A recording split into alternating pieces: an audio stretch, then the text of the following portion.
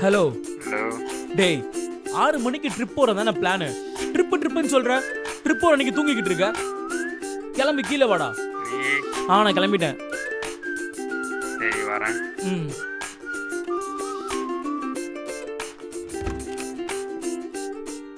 கிளம்பிட்டியா? எடுத்து ஸ்டாப் போயிடலாம். போகலாம்.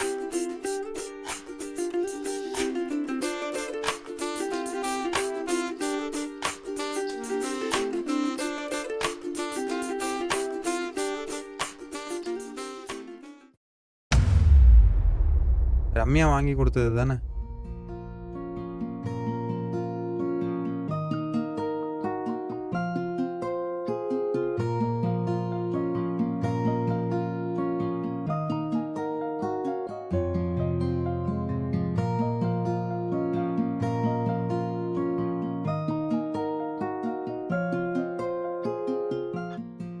ரம்யா இறந்த 5 வருஷம் ஆகுது.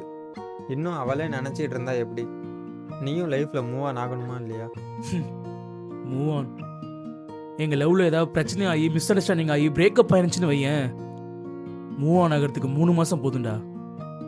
ஆனால் எந்த சண்டையும் இல்லாமல் எந்த பிரச்சனையும் இல்லாமல் ஏன் பிரிஞ்சோம்னே தெரியாமல் பிரிகிறது இருக்குல்ல, அவ்வளோ ஈஸி கிடையாது.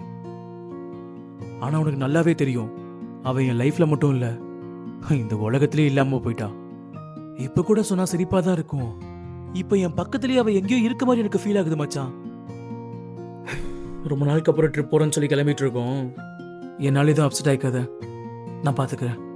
கிளம்பு.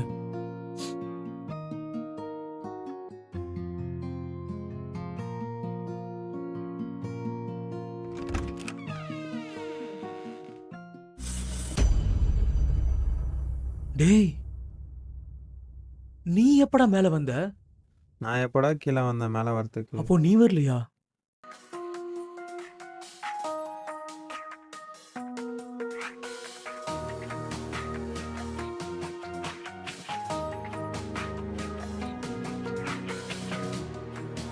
டேய், இன்னைக்கு என்ன நாள் தெரியுமா? இன்னைக்கு என்ன 20th நவம்பர். இன்னைக்கு என்ன ஸ்பெஷல் கூட தெரியாதா?